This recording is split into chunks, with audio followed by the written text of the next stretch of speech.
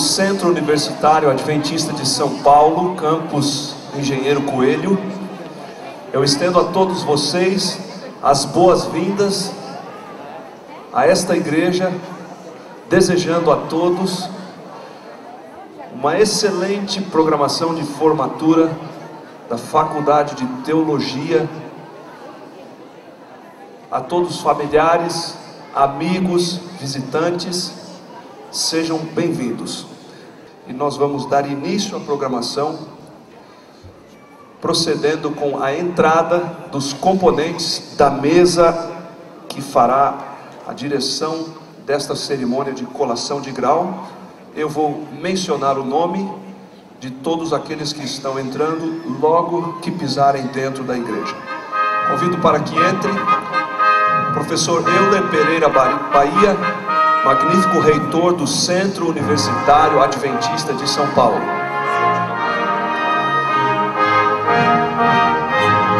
Convido também Dr.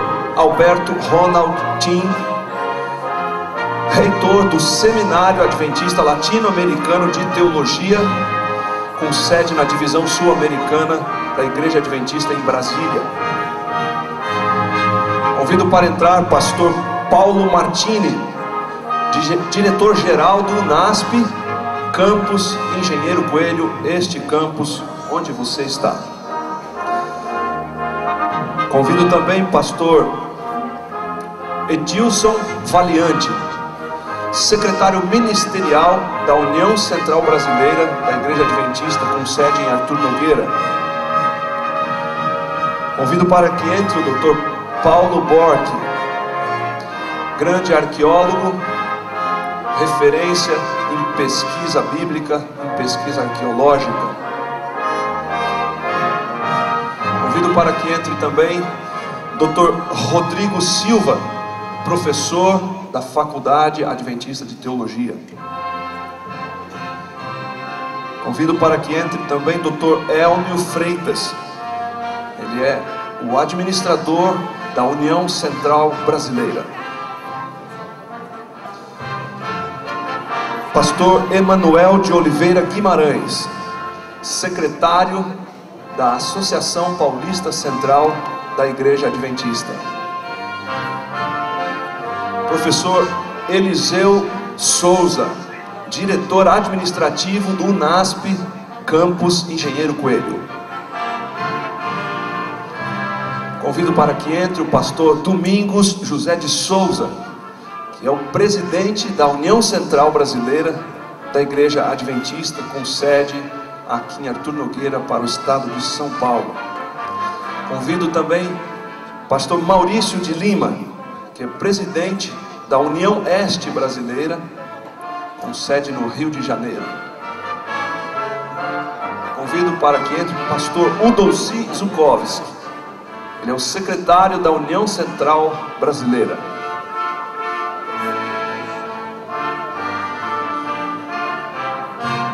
Neste momento convido o pastor Emilson dos Reis, doutor em teologia e diretor da Faculdade Adventista de Teologia deste campus.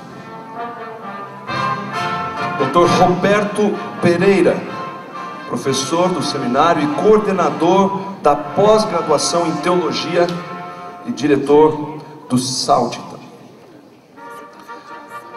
Dr. Reinaldo Siqueira, o coordenador da graduação em teologia deste campus. Pastor Rui Lopes, diretor para assuntos estudantis do UNASP, campus Engenheiro Coelho. Dr. Humberto Moura, diretor para desenvolvimento espiritual deste campus. Convido para que entre também os professores, doutores, Renato Stencil, Dr. Oséias Moura,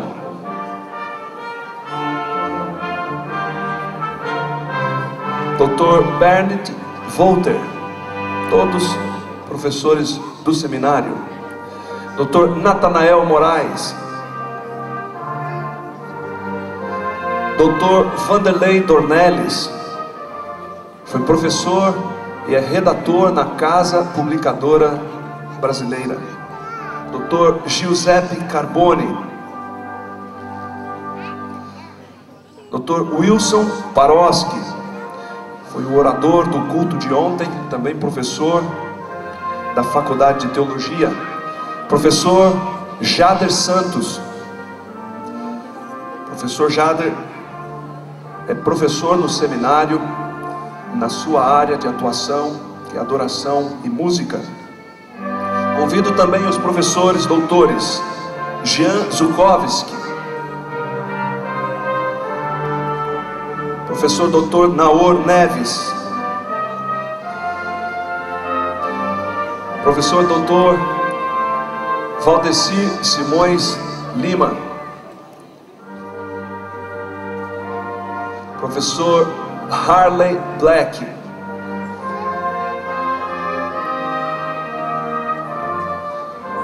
Dr. Robson Marinho, que é professor na Universidade Andrews, Pastor Ranieri Salles, também foi professor do seminário da Faculdade de Teologia e é o pastor desta igreja onde estamos agora. Professor Dr. Rubem Aguilar,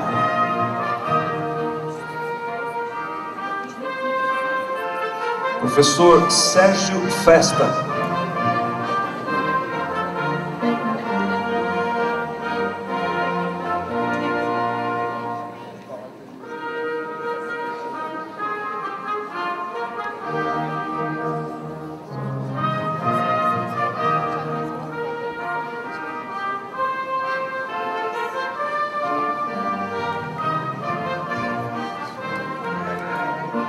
professor Marcelo Franca, ele é secretário da reitoria do Centro Universitário Adventista de São Paulo.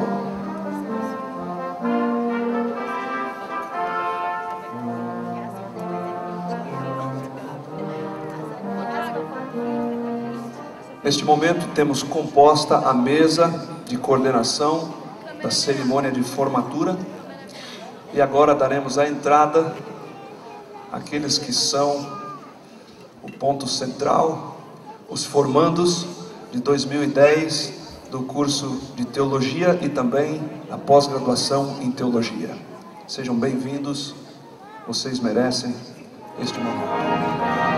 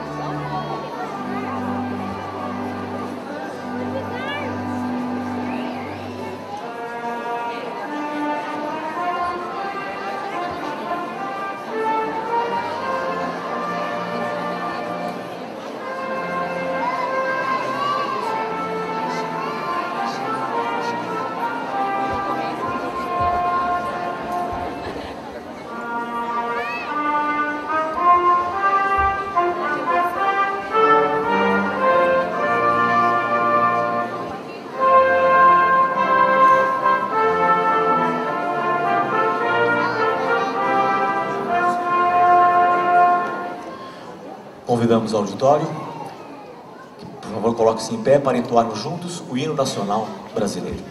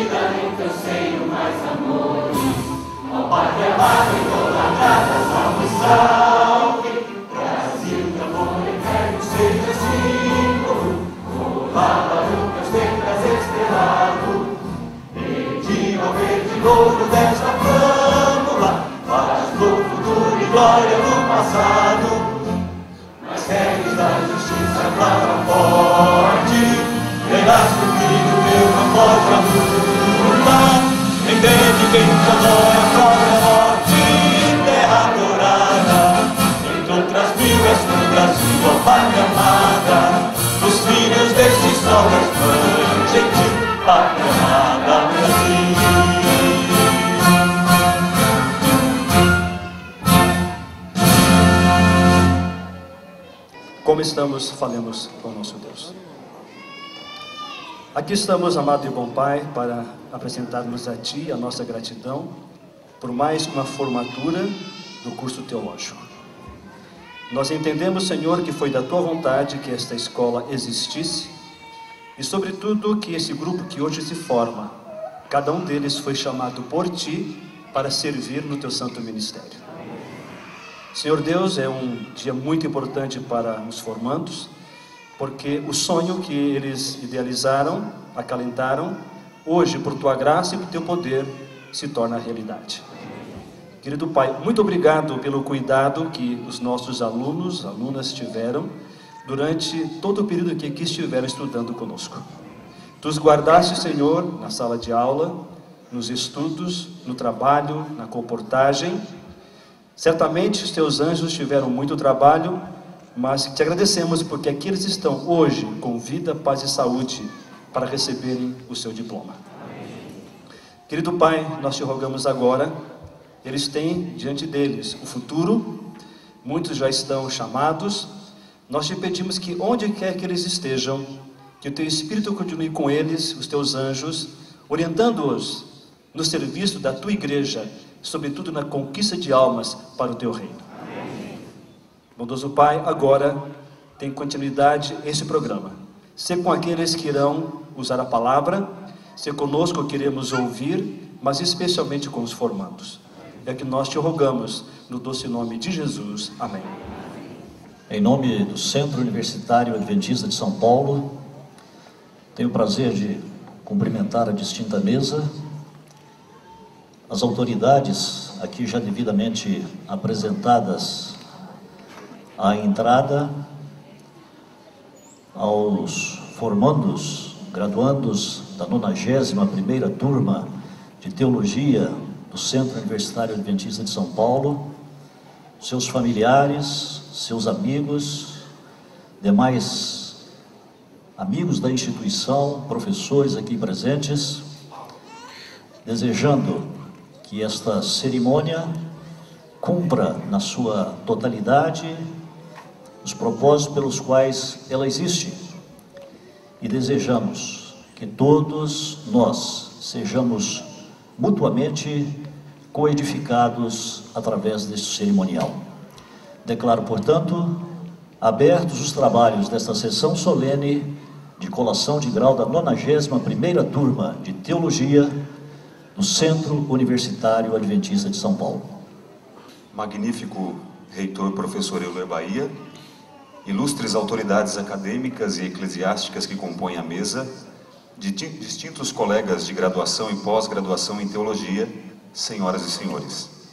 Nesta destacada manhã, em que a Faculdade Adventista de Teologia entregará à Igreja e ao mundo a 91ª turma de formandos, a maior turma de sua história, 126 formandos, e a primeira turma de pós-graduação em Teologia, lato sensu e mestrado no campo de estudos teológicos. Alguns pontos merecem ser sublinhados. Sem dúvida alguma, em primeiro lugar, nossa gratidão a Deus por termos chegado até aqui. Deus é o agente que muitas vezes fica nos bastidores, entretanto é sempre o protagonista no encaminhamento da vida espiritual e acadêmica desta turma de formandos.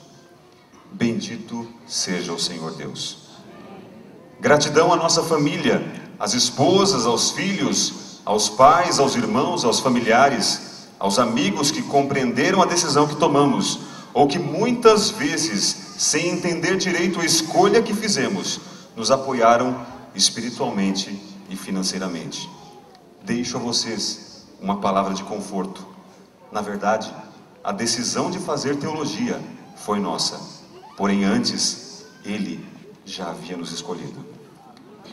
Funcionários e servidores do UNASP, nosso muito obrigado pela paciência com que nos trataram. A tesouraria do colégio, do qual eu fui assíduo frequentador, muito obrigado pela compreensão nas questões financeiras. Aos mestres, com carinho, foi reservado um trecho especial desse discurso, um pouco mais à frente. Voltemos agora um pouco no tempo. Deixamos tudo para vir para cá.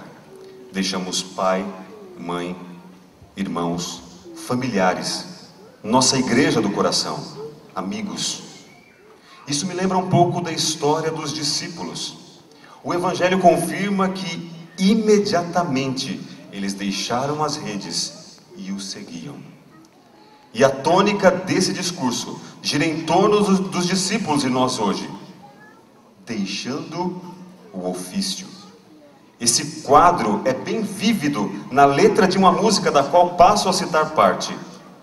Tudo deixamos por ti, para cumprir teu chamar.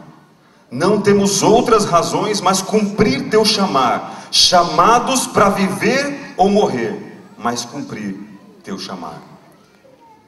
De fato, o nosso chamado se deu das mais diversas maneiras, mas nossa intenção é única: cumprir o propósito, o chamado divino. Quando chegamos aqui, um dos nossos professores nos deu 3 dicas para confirmar se realmente havíamos sido chamados. Primeiro, forte convicção pessoal. Segundo, reconhecimento de amigos cristãos e da igreja. Terceiro, circunstâncias concorrendo favoravelmente para o chamado. Muitos de nós sentimos tudo isso.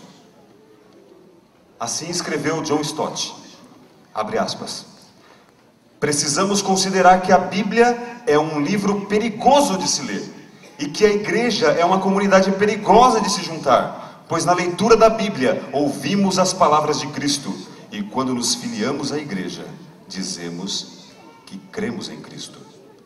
Como resultado, pertencemos a um grupo descrito por Jesus como aqueles que ouvem os seus ensinamentos e o chamam de Senhor.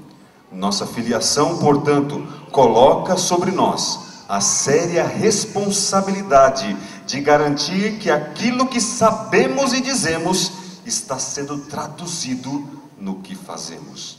Fecha aspas. Nós, os teologandos, vivemos a tensão entre o que dizemos e o que fazemos. Fomos chamados desde o início para um caminho sem fama. No entanto, estamos rodeados de tão grande nuvem de testemunhas. Somos espetáculo para o mundo. Qualquer palavra dita por nós tem mais peso do que antes, quando ainda não tínhamos recebido o chamado. Temos para nós que não só a filiação implica em responsabilidade, que o chamado ao sagrado ministério também é um chamado a uma responsabilidade especial, não para sermos advogados de Deus, mas para sermos suas testemunhas. Somos chamados para ser modelos do rebanho, ser exemplo dos fiéis, disse Paulo. E como Peter Drucker escreveu, liderança não é posição ou privilégio, liderança é responsabilidade. Lembro-me como se fosse hoje, do dia 5 de fevereiro de 2007. Sabem que data é essa? O primeiro dia de aulas nesta faculdade. Um dos professores nos perguntou por que estávamos ali. Aquela pergunta suscitava um turbilhão de emoções, muita coisa vinha à mente, e me lembro das respostas. Quase todos os colegas responderam: porque Deus me chamou, porque fui chamado. E quero me dirigir aos formandos nesta manhã e fazer uma pergunta retórica. Você compreende o peso da responsabilidade do seu chamado? Nessa escola de profetas aprendemos muita coisa. Sairemos diferentes desse lugar. Posso dizer sem medo de errar que nossa vida está dividida em antes do salte e depois do salte. O Seminário Latino-Americano de Teologia, assim por muitos anos se chamou a Faculdade Adventista de Teologia, foi de fato um divisor de águas. Quanto conhecimento adquirido nesse lugar! História da igreja, história do cristianismo, hermenêutica, exegese, cristologia, homilética, pequenos grupos, evangelismo público, hebraico, grego, arqueologia, disciplinas dos livros do Antigo e Novo Testamentos. Ferramentas nos foram dadas para avançarmos na pesquisa incessante das Escrituras. Pesquisa essa que deve se transformar em mensagem a ser oferecida à igreja. Gostei de uma definição que li em um dos livros. Teologia é a fé em busca do conhecimento, e a pregação é a teologia pegando fogo. Usaremos todas as ferramentas ao nosso dispor para preparar e apresentar sermões bíblicos. Prega a palavra. Essa é a orientação paulina. Sola Escritura e tota Escritura. A Bíblia e somente a Bíblia é a nossa regra de fé e prática. Assim procedendo, chegaremos ao modelo recomendado por Paulo a Timóteo, obreiro aprovado, que não tem de que se envergonhar e que maneja bem a palavra da verdade. E isso só é possível abaixo de Deus, graças aos professores que tivemos. Estes homens de Deus nos ajudaram a partir daquilo que conhecíamos para o desconhecido. Então, estão para nós hoje, como Gamaliel estava para Paulo. É claro que, guardadas as devidas proporções, não temos pretensão alguma de nos compararmos com Paulo. Certa vez li uma frase atribuída a Sir Isaac Newton: se vi mais longe, foi por estar de pé sobre o ombro de gigantes. Antes éramos míopes no conhecimento das Escrituras, tínhamos uma visão desfocada dos temas teológicos, mas hoje podemos olhar para o texto bíblico e ver que ele diz mais do que simplesmente está na superfície. É só cavarmos um pouco mais e encontraremos uma pérola de grande valor. Professores, vocês foram para nós estes ombros nos quais subimos. Gigantes no saber, que não se importaram muitas vezes em tolerar nossas perguntas erradas, e do alto dos seus ombros nós pudemos divisar um oásis em meio à aridez de tantas vozes que por vezes não passavam de mera sabedoria humana. Obrigado, professores, por fazerem com que valorizemos o assim diz o Senhor, por nos lembrar de que fomos chamados para descomplicar o que Deus não complicou, mas o homem, para descomplicar a sua palavra, pois há uma verdadeira Babel teológica, na qual nossa sociedade está afundada, e como bacharéis em teologia, recebemos material suficiente para avançarmos em nossa pesquisa e exposição das Escrituras. Dos colegas, fica a saudade dos momentos em que rimos e choramos juntos.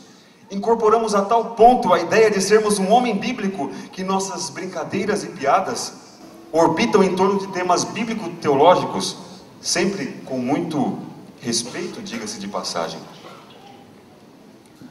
Colegas, atentem para um perigo que ronda o ministério. E neste momento eu abro uma aspas aqui, um parênteses, melhor dizendo.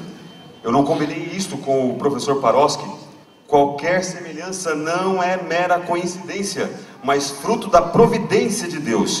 Penso que esta seja a mensagem que o Senhor queira falar para nós formandos nesta manhã. No período da escravatura, homens, mulheres e crianças eram vendidas e compradas nas feiras de escravos. Atualmente isso não acontece, mas pelo menos não oficialmente. Hoje o comércio é outro. O próprio indivíduo estabelece o seu preço. E dizem que todo mundo tem o seu preço. Quanto custa a sua consciência? Será que nos manteremos íntegros durante o pastorado? Precisamos ser homens do tipo que Deus idealizou, como escreveu Ellen White. A maior necessidade do mundo é a de homens. Homens que se não comprem nem se vendam.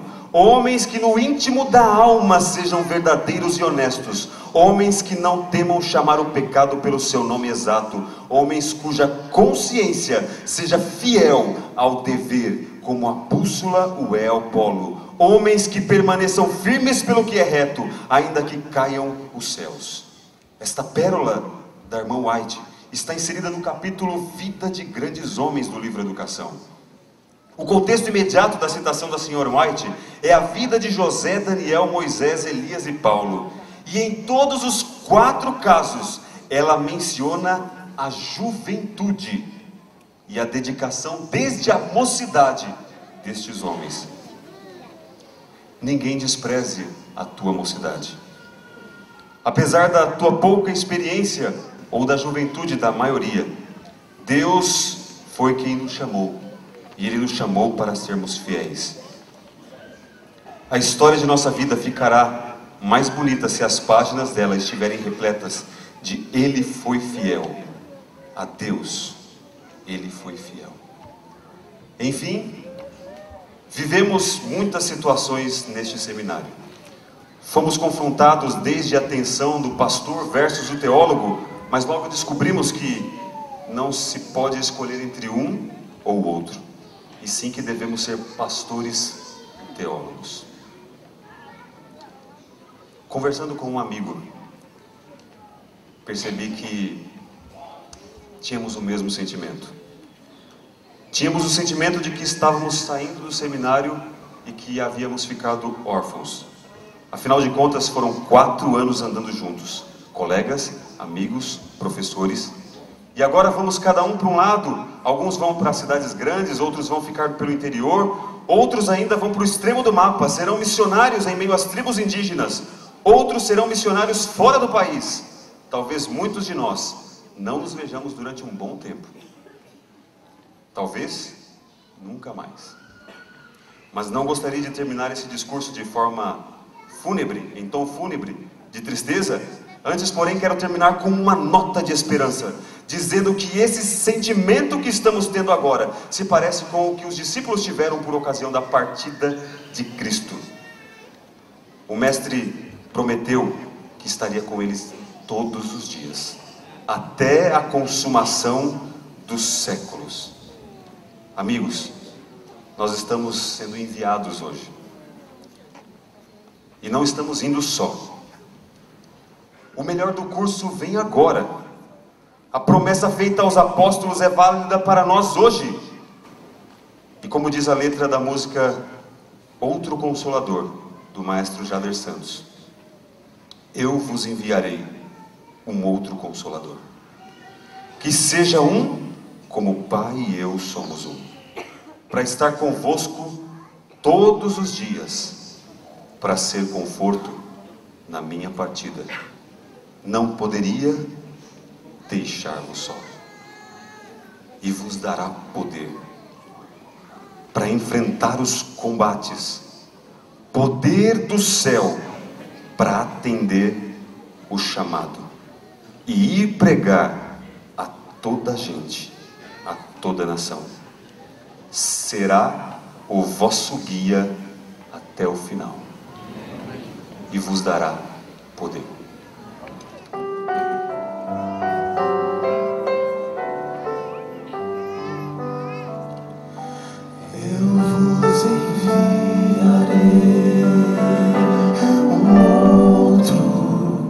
Consolador, que seja um como o Pai e eu somos um, para estar convosco todos os dias, para ser conforto na minha partida. Não poderia deixar-vos sós, por isso enviarei um outro Consolador, que esteja sempre convosco em qualquer lugar, que seja força sempre presente nas horas negras, nunca ausente. Não poderia deixar-vos sós,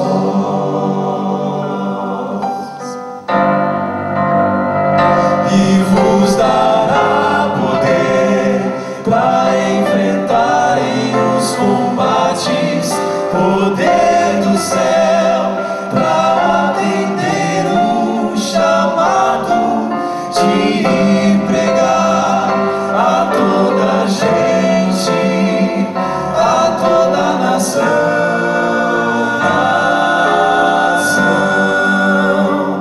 e vos dará poder para espalhar as boas novas, poder do céu para vos encher de coragem, de amor e bondade.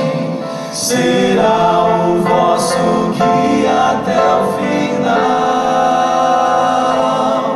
será o vosso guia até o final,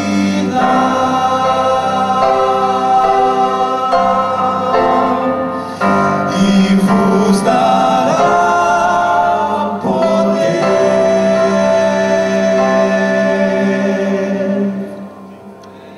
Bom dia a todos.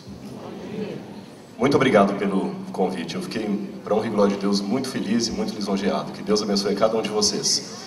Mas eu queria pedir licença antes de proferir o meu breve discurso. Estou com um timer aqui para não cansá-los, ficar dentro do tempo proposto.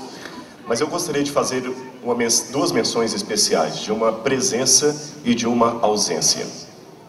No ano passado nós estávamos aqui com o professor Miranda, que estava sendo homenageado, estava se jubilando.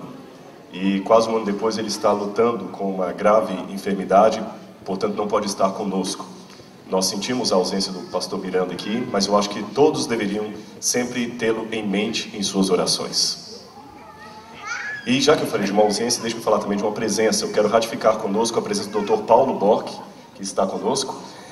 Vocês têm aqui no NASP, quem não visitou não pode ir embora antes de visitar, o único museu de arqueologia bíblica da América Latina, o Museu Paulo Bork. Tem esse nome porque foi ele que doou as primeiras peças para o museu. Ele está aqui com a sua esposa, a doutora Norma Bork, o seu filho, o Dr. Terry, que é juiz da Suprema Corte de Los Angeles, que também está com sua família. Sejam bem-vindos em nosso meio. E às 4 horas, nós faremos uma homenagem especial ao Dr. Bork pela rededicação dos 10 anos do Museu Paulo Bork. Então, aqueles que gostariam de estar conosco, às 4 horas da tarde, às 16 horas, no Centro de Comunicação. Muito bem, vamos então agora ao nosso discurso aqui.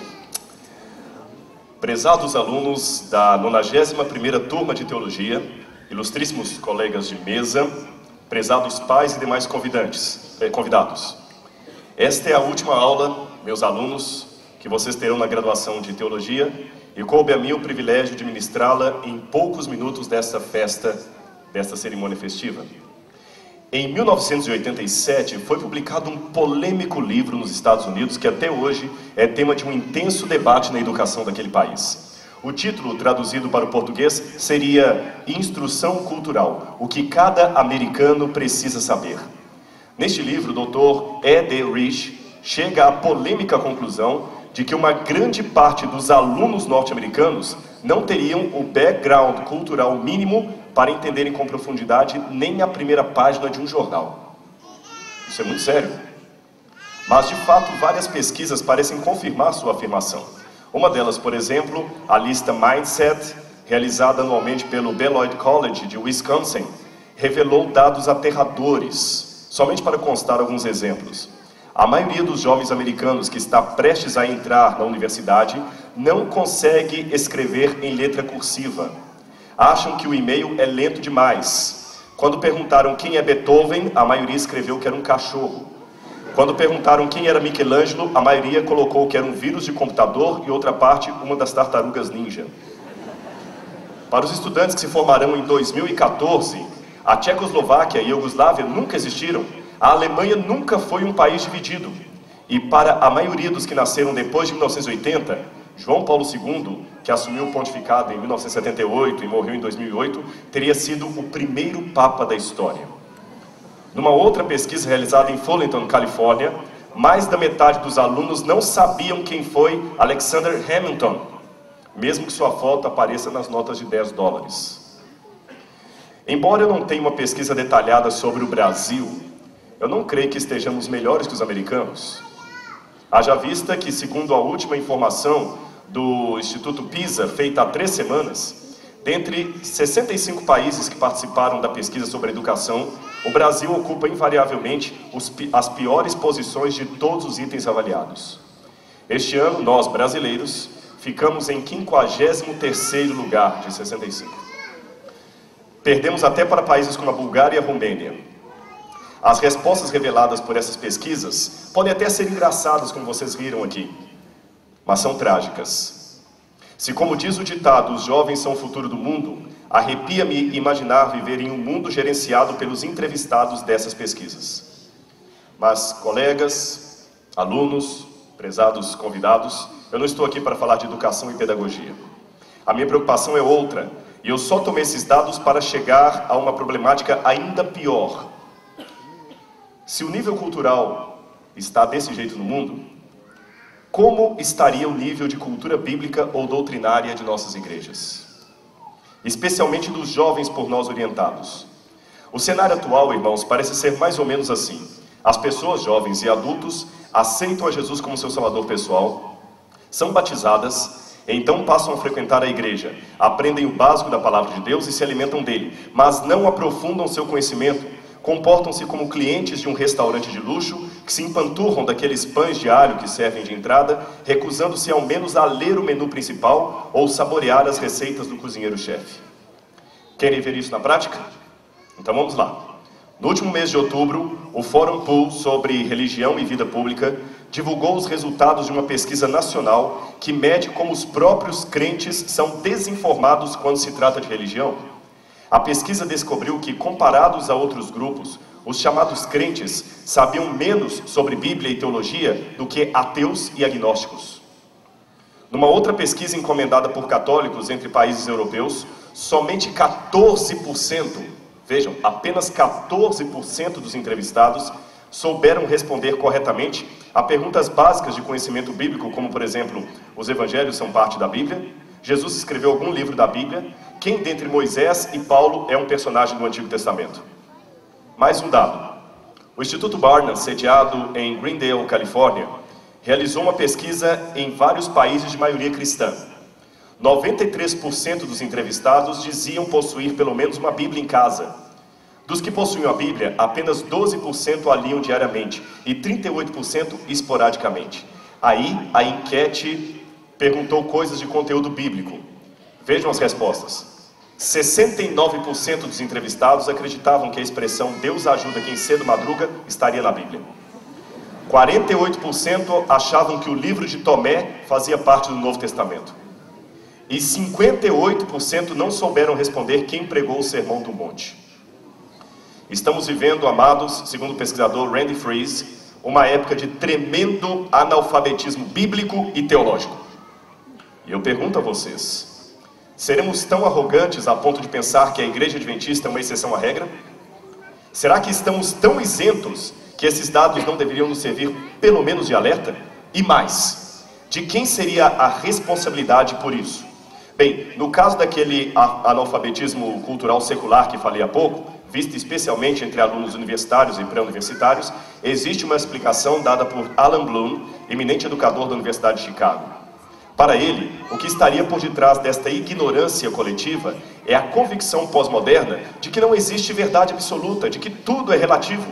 Assim, o propósito da educação não é aprender a verdade ou dominar os fatos, mas apenas adquirir a habilidade de obter sucesso, riqueza, fama e realização pessoal. A verdade última ficou irrelevante e desnecessária, é coisa de cada um. Logo, não me admira que estes sejam os desastrosos resultados da cultura. Afinal de contas, como estabelecer o que é certo e errado num currículo? Como estabelecer o que os alunos devem aprender? Como saber se o que aprendem hoje não será desmentido ou atualizado amanhã? Como dizer que uma resposta está definitivamente errada? Bem, para o pós-moderno, qualquer resposta é válida, afinal tudo é relativo. Mas isto, é claro, contraria frontalmente a posição cristã.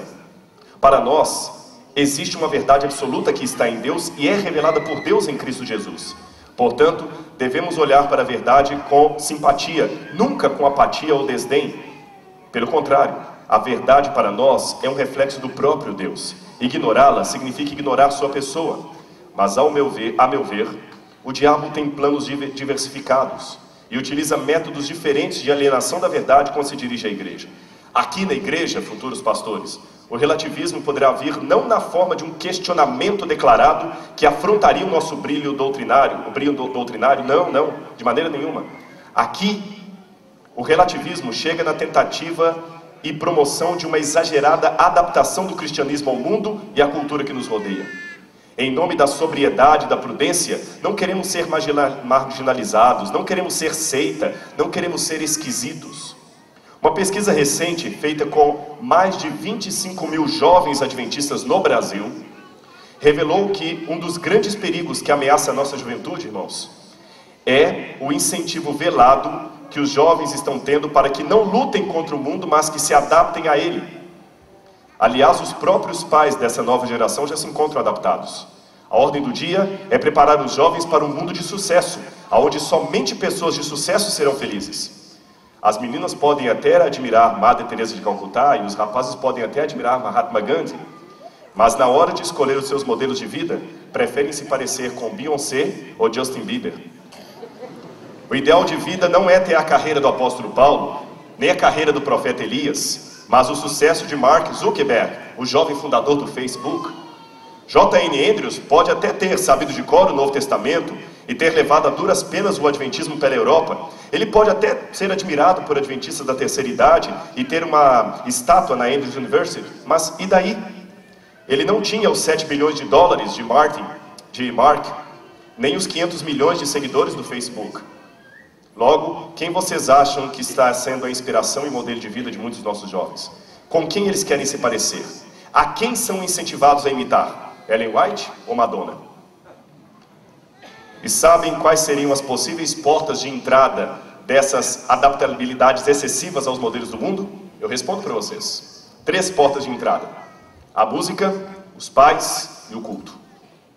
A música porque está copiando cada vez mais o estilo de fora para se tornar mais atraente.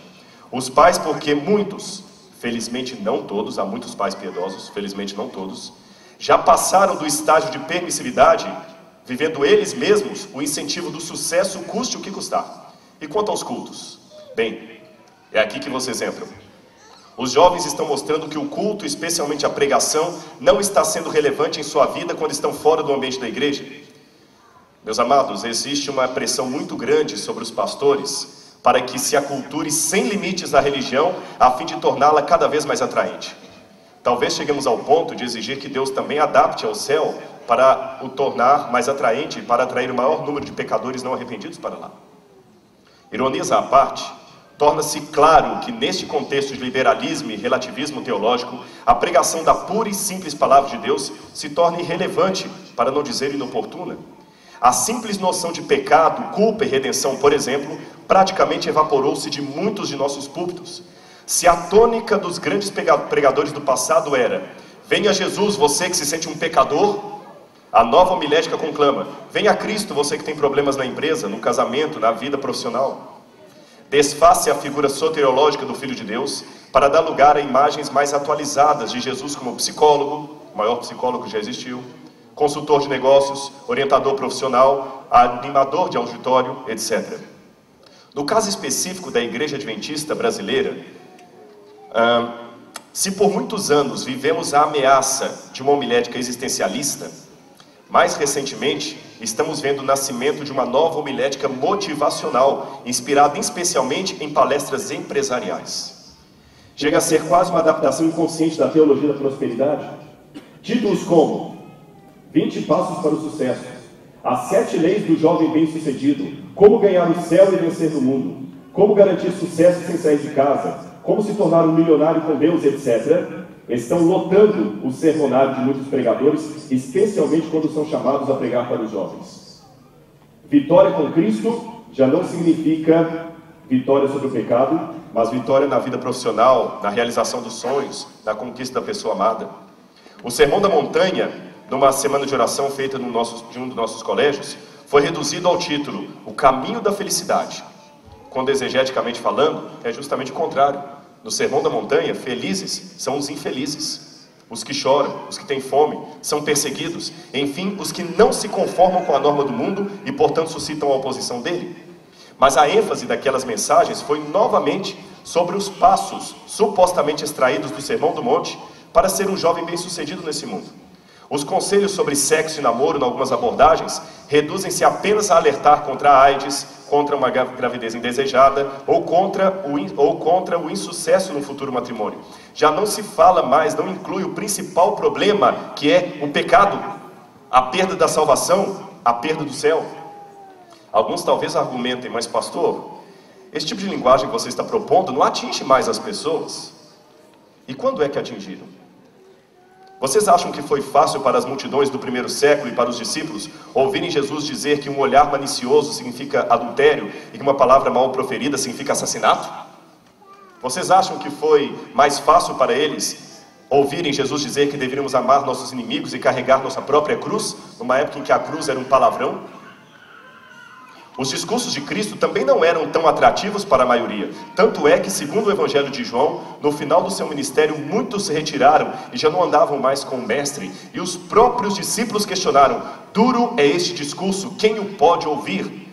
João 6,60. Vejam, cuidado. Não vamos jogar fora a água suja, a bacia e o menino juntos. Temos sim que adaptar nossa mensagem, mas com critérios de identidade teológica muito bem definidos. Ademais, esses temas que estou citando como motivacionais poderão e deverão ter, vez ou outra, lugar na educação de jovens para o futuro, isso é óbvio. Mas o primeiro problema que vejo é quando eles adentram o púlpito em franca e quase total substituição a assuntos de extrema relevância, como as 3 mensagens angélicas, o fechamento da porta da graça, o decreto dominical, a fundamentação bíblica das doutrinas diferenciais do adventismo, etc. Eu sei que isso é pregado em séries evangelísticas, mas e os crentes já batizados? Não precisam mais dessas temáticas? Seriam elas apenas o beabá da instrução batismal, algo do qual já não necessitamos no estágio mais avançado da fé? O segundo problema é quando esse tipo de abordagem começa a induzir as pessoas a uma leitura simplista, reducionista e alegórica da palavra de Deus. Simplista porque substitui o profundo estudo pessoal das Escrituras por uma mera leitura ocasional e meditativa.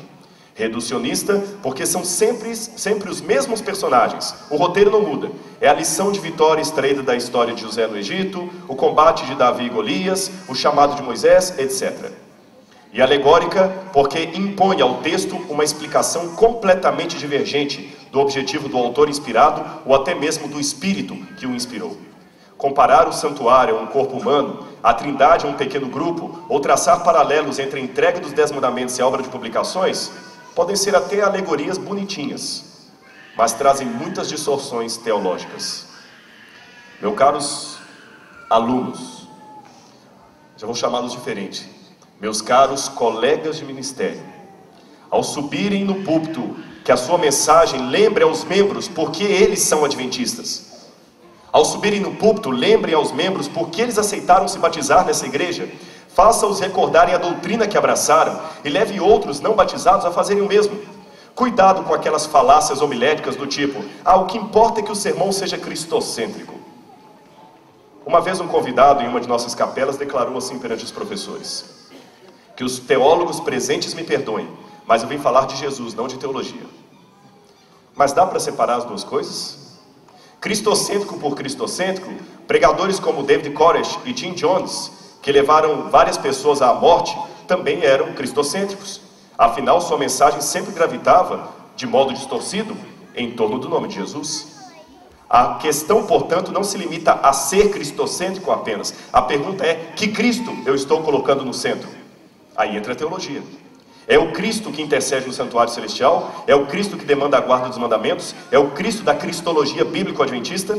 Separar Cristo da teologia leva-nos a confundi-lo com caricaturas que fazem dele, sempre em nome do cristocentrismo.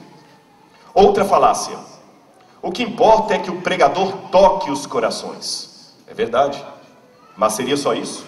Roberto Carlos também toca os corações e nem por isso eu vou imitá-lo ou chamá-lo de evangelista. Meus amigos, ou você doutrina a sua igreja, ou um dissidente vai fazer isso no seu lugar. E vou dizer mais, meus queridos: sermão bíblico não é necessariamente um sermão que cita a Bíblia, mas sim um sermão que se baseia nela. Pegar uma palestra motivacional e enfeitar com os versinhos bíblicos aqui e acolá não significa que a Bíblia esteja sendo pregada. Aqui vai uma forma de você avaliar o seu próprio sermão. Vou dar uma dica, eu faço isso. Retire do seu sermão as passagens bíblicas que você utilizou. Se depois de fazer isso você perceber que a linha mestra de sua argumentação quase não foi alterada, então aquele não era um sermão bíblico, mas apenas uma palestra enfeitada com a Bíblia. Meu conselho: rasgue-o imediatamente e volte-se para a palavra de Deus. Está ficando na moda o uso de uma longa introdução cheia de historinhas e piadinhas, deixando ao texto bíblico um longínquo lugar no discurso, como se fosse apenas uma ilustração. E o que é pior, o texto é praticamente abandonado depois de lido, e o discurso motivacional é imediatamente retomado. No final, percebe-se que a história bíblica nem fez tanta diferença assim, que tanto faria contar a história de José no Egito, ou do presidente Lula, que a linha argumentativa do sermão continuaria praticamente a mesma: como vencer na vida. Um dia Deus chamou Moisés para que tirasse o povo do Egito. E hoje eu comparo vocês a Moisés, especialmente no momento de sua graduação, ao receber o diploma diante de uma sarça ardente. A diferença talvez esteja na duração do curso. Vocês, 4 anos, algum talvez 5 ou 6. Moisés, 40. A ordem de Deus era clara para Moisés: diga a Faraó que deixe o meu povo ir. Vocês hoje geralmente não terão de ir a nenhum ditador exigindo a libertação de um grupo de escravos. As pessoas hoje são livres e talvez devam ser libertas de outros tipos modernos de escravidão. Uma delas, e para mim a mais grave, a escravidão da ignorância doutrinária sobre Deus. Meus amigos, a ordem de Deus nesse novo contexto seria: diga a Faraó que deixe o meu povo saber. Deixe o meu povo saber a doutrina do santuário. Deixe o meu povo saber as 3 mensagens angélicas. Deixe o meu povo saber o Apocalipse. Deixe o meu povo saber Daniel. Deixe o meu povo saber. Não deixe meu povo morrer por falta de conhecimento. Calma, pastor Rodrigo, pensará alguém. Não incentive os jovens ao extremismo. Devemos ser equilibrados. Devemos ter equilíbrio em tudo. Será? Deixe-me então terminar o meu discurso relembrando com vocês, e agora com eles, um dos conceitos que vimos em sala de aula com relação ao Apocalipse, especialmente o capítulo 3, versos 15 e 16. Vocês se lembram dessa aula? Ali no Apocalipse Deus diz assim: conheço as tuas obras, que não és frio nem quente. Quem dera fosses frio ou quente, mas porque és morno, não és frio nem quente, estou a ponto de vomitar-te da minha boca. Essa advertência colide frontalmente com um dos pilares da cultura moderna, que desde a antiguidade greco-romana conclama que a virtude está no meio. Aristóteles já dizia isso na Ética Nicômaco. Em nome da sobriedade, da prudência e do comedimento, o máximo que se obtém em situações de conflito ético é o equilíbrio.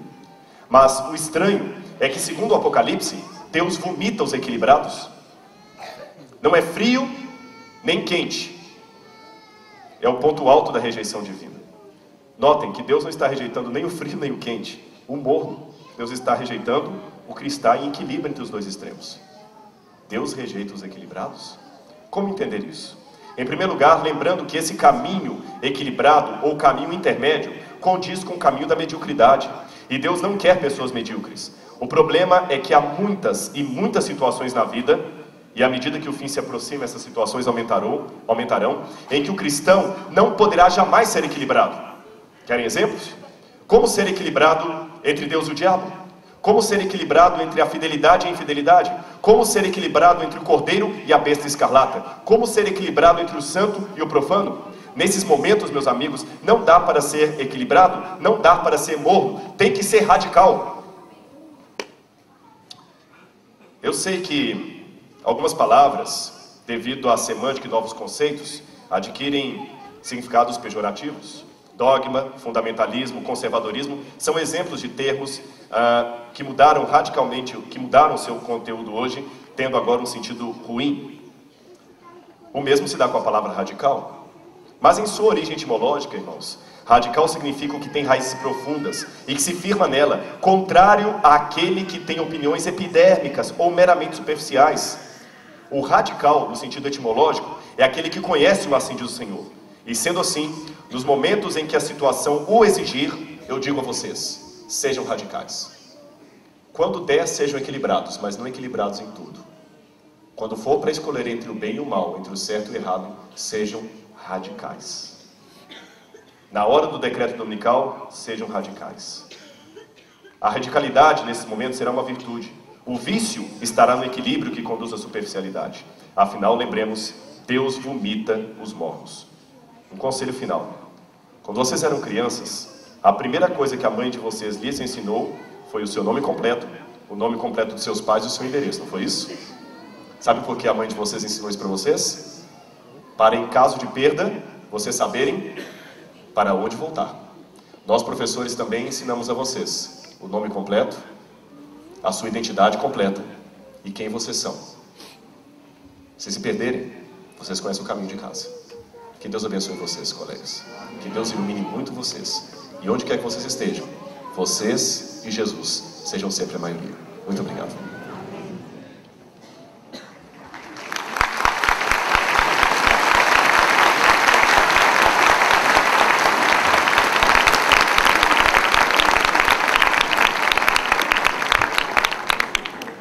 Ao receber este diploma, prometo solenemente, perante Deus e esta augusta Assembleia, ser, com o auxílio divino, um exemplo no amor, no serviço, na fé, na pureza, legando à Igreja e à sociedade a influência positiva de minha vida.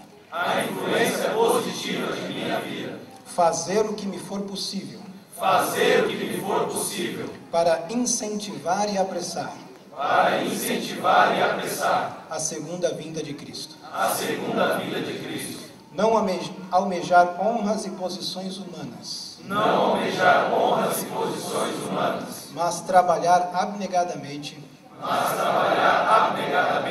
em favor do próximo. Jamais descuidar da pesquisa incessante das Escrituras Sagradas, a fim de que o meu ministério seja frutífero para a honra e glória de Deus. Caro Marcílio, neste ato você está representando seus outros 109 colegas. E feito este juramento, diante desta mesa, desta Assembleia, acredito firmemente que mais do que uma declaração, este juramento expressa o real compromisso com aquilo que juraram por toda a existência. Em harmonia com as disposições regimentais e estatutárias do Centro Universitário Adventista de São Paulo, e considerando o fato de que os registros que nos chegam ao conhecimento dão conta de que você e todos os seus colegas cumpriram de maneira satisfatória todos os requerimentos, todas as exigências acadêmicas e demais exigências desse processo de formação, estando, portanto, aptos a receberem um título a que fazem jus nesta hora, em harmonia também com os estatutos desta instituição, como reitor do Centro Universitário Adventista de São Paulo, eu confiro a você e àqueles que você representa o título de bacharel em teologia. Assim lhes concedo.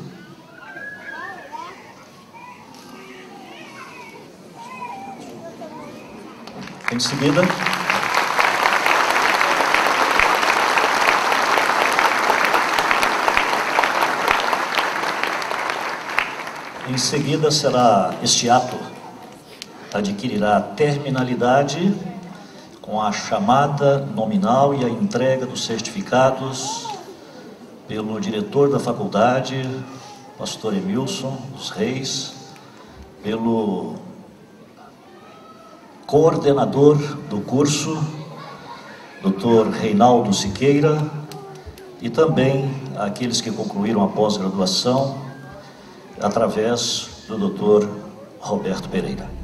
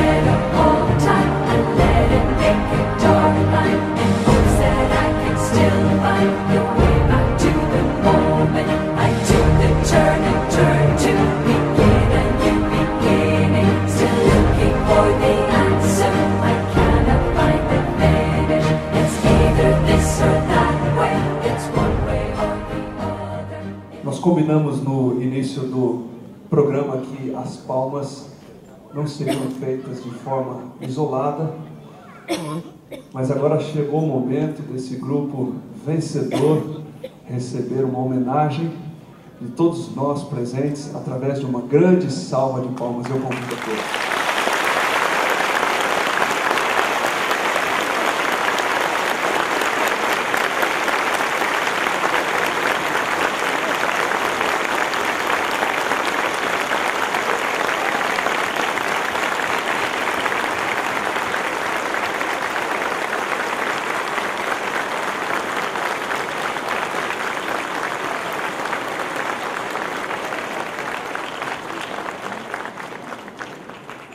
Podeis assentar. Nesse momento, nós teremos algumas breves homenagens especiais. Eu convido para que venha aqui à frente a comissão de formatura. Vou mencionar pelo nome o grupo que organizou os eventos de formatura deste ano: Alexandre Moraes, Donizete Nobre, Eber Marsk, Eduardo Teixeira, Lucas Camargo, Matheus Grilo e Rodolfo Caucha. Por favor, venham à frente. Eles vão prestar algumas homenagens a professores e convidados da mesa. Bom, nós gostaríamos de agradecer com realmente um carinho grande na nossa turma, nosso professor, aquele que realmente tem se destacado como o nosso megacéfalo, um exemplo para a nossa formação também. Muito obrigado, pastor Hugo.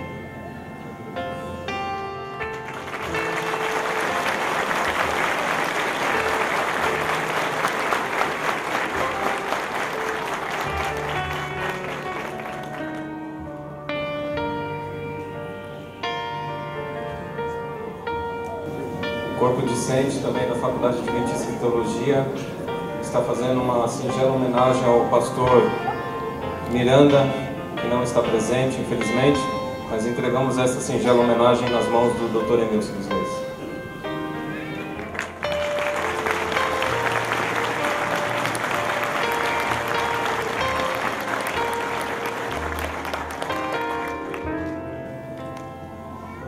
O grupo dos alunos gostaria de homenagear o professor Sérgio Festa, que para todos aqui acho que foi uma grande revelação, se tornou um grande amigo de todos nós, que vamos levar para sempre no coração.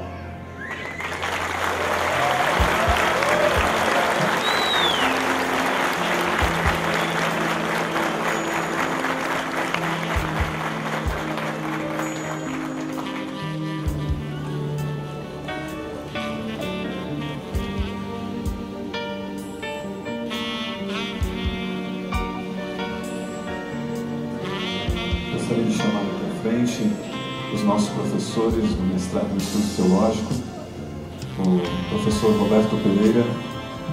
Nós temos também o professor Osés Caldamoura, o pastor Renato Stenchi, nós temos o professor Albertinho, e nós temos também o nosso professor Jean Robson. Eu chamo aqui também o pastor Emilson, para que deixe com o pastor Amin Rodor a sua placa, ele não está presente. Eu fiquei responsável em entregar então a placa para o querido e amigo professor Roberto Pereira, meu orientador de dissertação de mestrado, um grande amigo, que me deu grande ajuda e grande apoio esse ano. Muito obrigado.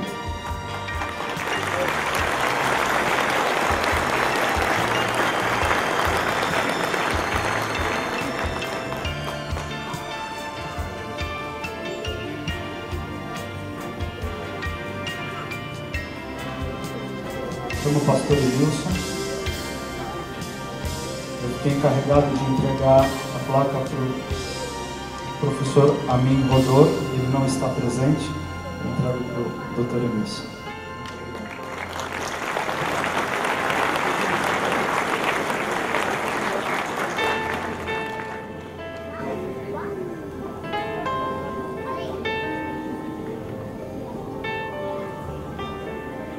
Grande é a honra de chamar aqui o nosso querido professor Alberto Tim para ser homenageado também.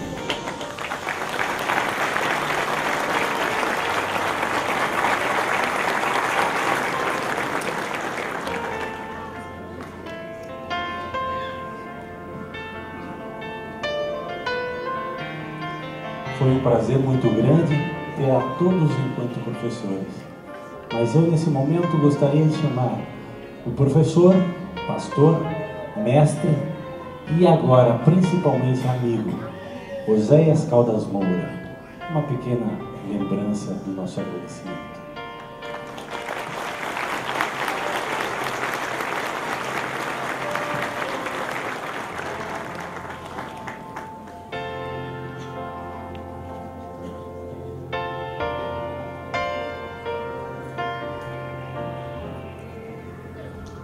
Com muita alegria que homenageamos o pastor e amigo Dr. Jean Zukovski pela dedicação na administração das aulas e amizade.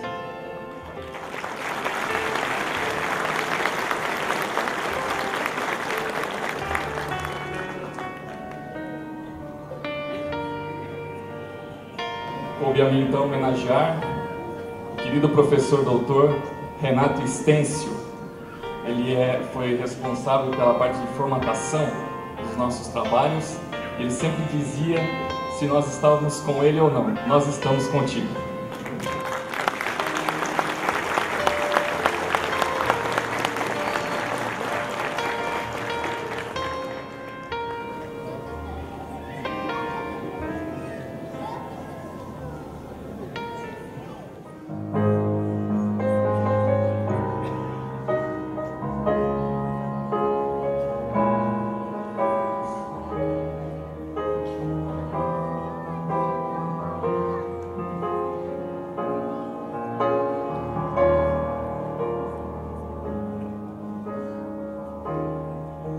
Senhor, de que vale o meu esforço se não tiver amor?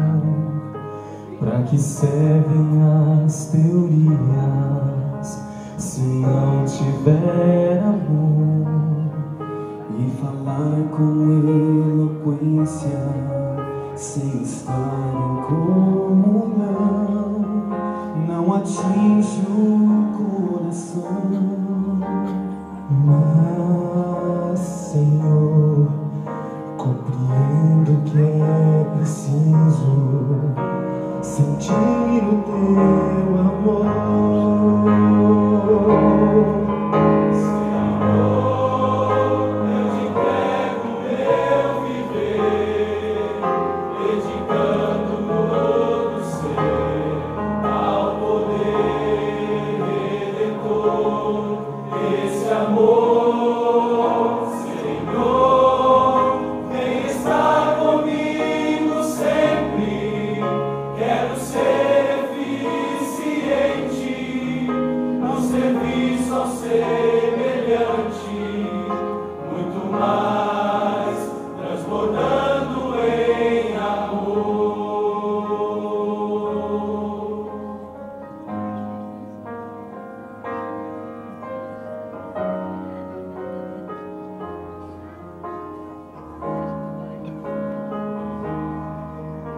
Senhor, quero dar meu testemunho, vivido em teu amor, e auxiliar alguém aflito, servindo por amor. Inspirar no teu exemplo muita gente sem amor, que precisa ver a luz de Jesus. Senhor, que eu aceite ser teu servo somente por amor. Senhor, eu te entrego meu viver, dedicando todo ser ao poder redentor desse amor. Senhor, vem estar comigo sempre. Quero ser eficiente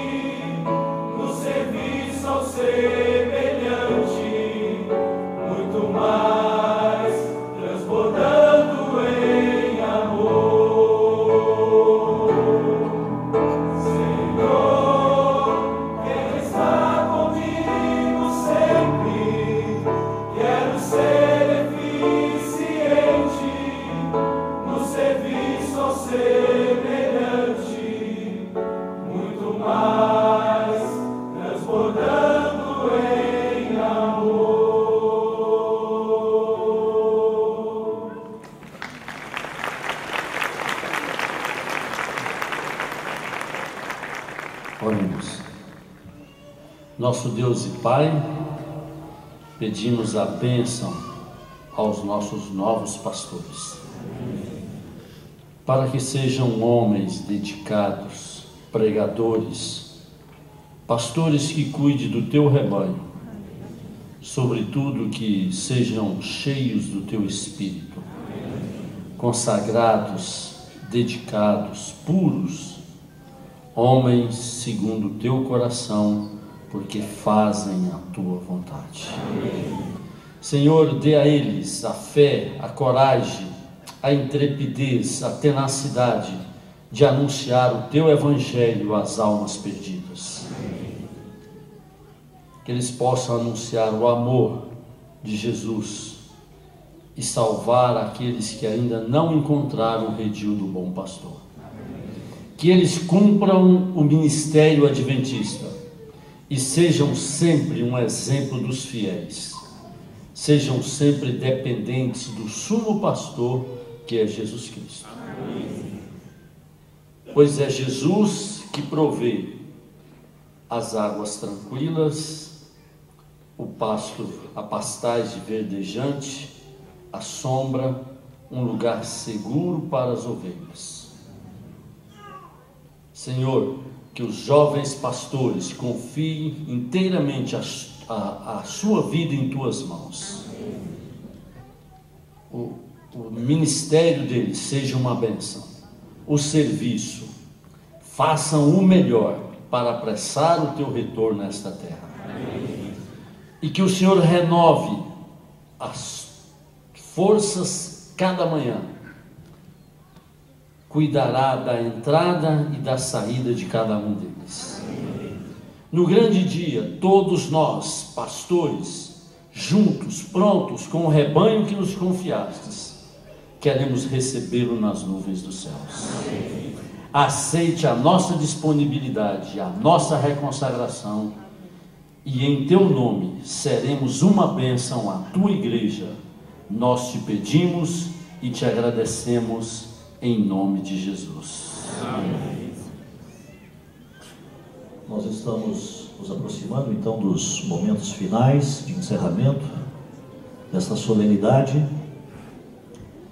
e não gostaríamos de fazê-lo sem antes, em primeiramente, dirigirmos algumas palavras de agradecimento.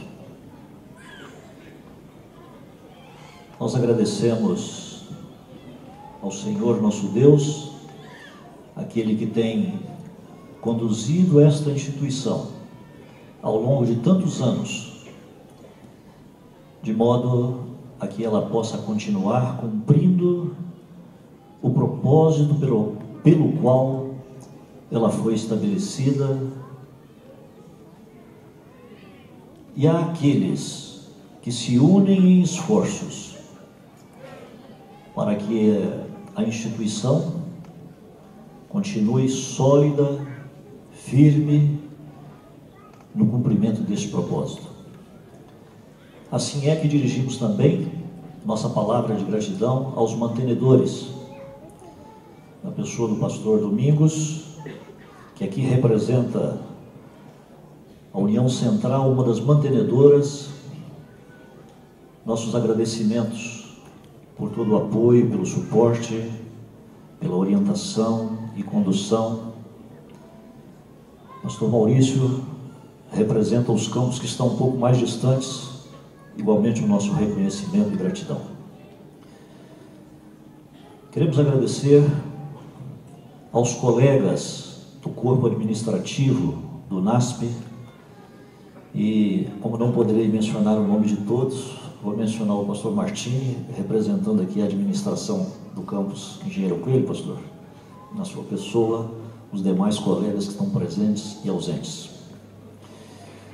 Nossa gratidão à equipe de coordenação e de direção da Faculdade de Teologia. Eu sei que aquilo que vimos aqui e que ouvimos através dos discursos, das múltiplas manifestações, expressam o solene compromisso que este grupo de líderes tem com a missão da Igreja Adventista do Sétimo Dia para estes tempos finais. Ao agradecê-los, nós também estendemos, através dos senhores, a gratidão a todos os docentes, aqueles que compõem esse grande grupo de colaboradores. Nosso obrigado aos graduados, aos agora formados. Foi para nós um privilégio poder recebê-los ao longo destes anos, nestes bancos escolares, e de alguma maneira é com tristeza que despedimos alguns. Ficamos felizes porque nem todos aceitaram a despedida. Vão continuar aqui um pouco mais, na pós-graduação. Os demais continuam sendo bem-vindos à pós-graduação. É claro que se não puderem agora, num outro momento, retornem a esta instituição.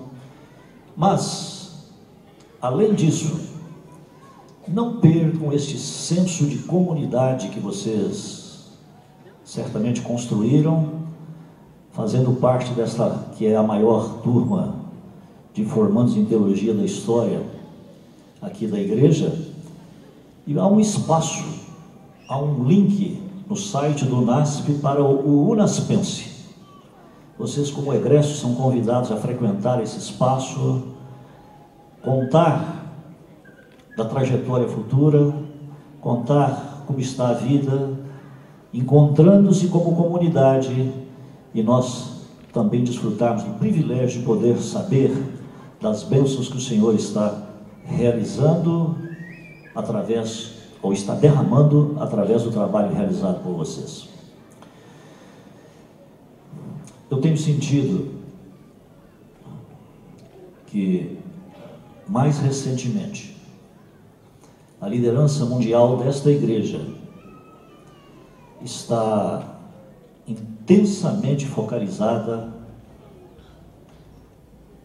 no preparo desta igreja para um reavivamento e uma reforma para concluir a obra de Deus. E esta instituição se une nesse esforço. Nós, como colaboradores, como servos desta instituição, nos unimos de corpo e alma neste empreendimento.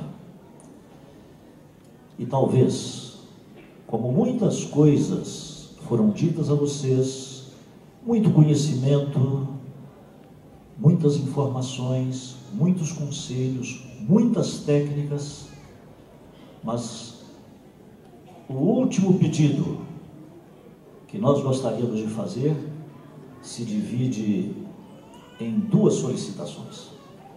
O primeiro, meus queridos, unam-se à liderança da igreja neste esforço de se preparar, primeiramente, como indivíduos firmados na palavra de Deus e no espírito de profecia, para que cumpramos a destinação profética conferida a este movimento. Esta cena desta manhã, de alguma forma, antecipa uma cena que podemos vislumbrar, que será o dia da vitória final prometida aos salvos. Que, pela graça de Deus, os esforços de vocês possam reunir milhares de pessoas à experiência da salvação. Também eu quero fazer um segundo pedido. Vocês, como líderes que serão, talvez não são capazes de dimensionar o grau de influência que vocês terão sobre as pessoas a quem liderarão espiritualmente. Eu quero pedir que vocês apoiem a causa da educação adventista. Há uns 30 anos atrás, foi feito um levantamento histórico, interessantíssimo, que àquela ocasião, se apenas houvessem sido conservados os filhos da igreja, sem que tivesse sido dado um único estudo bíblico, uma única série de conferências, apenas conservado os filhos da igreja. Naquela ocasião, a igreja teria o dobro de membros que tinha até então. A educação adventista tem este papel conservador e consolidador. Apoie este ministério, porque onde a educação adventista é forte, a igreja é forte. Comprometam-se com isso. É um pedido que nós fazemos e que esperamos que, entre tantos afazeres e responsabilidades que vocês têm acumulado e se comprometido, incorporem esse também. E posso garantir-lhes que não se arrependerão por isso. O ministério será melhor abençoado. E assim, ao encerrarmos agora, finalmente, a nossa gratidão a todos, aqueles que apoiaram a causa desta formação. Obrigado aos pais, aos amigos, aos familiares, àqueles que lutaram ao lado de cada um para que pudéssemos chegar a bom termo nesta manhã. Que desejamos para todos? Desejamos muitas bênçãos ao ensejo do encerramento deste ano também, quando nos aproximamos das festividades natalinas, um novo ano, que todos tenham, pela graça de Deus, um Natal muito feliz, abençoado, centrado no seu significado, e um ano novo cheio de muitas bênçãos. Agradecemos pela presença e pela colaboração nesta manhã, contribuindo para que a cerimônia atingisse a plenitude do ideal de seus organizadores. Nosso muito, muito obrigado por sua presença, por sua contribuição. Que Deus nos acompanhe, nos bendiga a todos, e com estas considerações eu tenho o prazer de declarar encerrados os trabalhos desta sessão solene de colação de grau da 91ª turma de Teologia do Centro Universitário Adventista de São Paulo. Muito obrigado.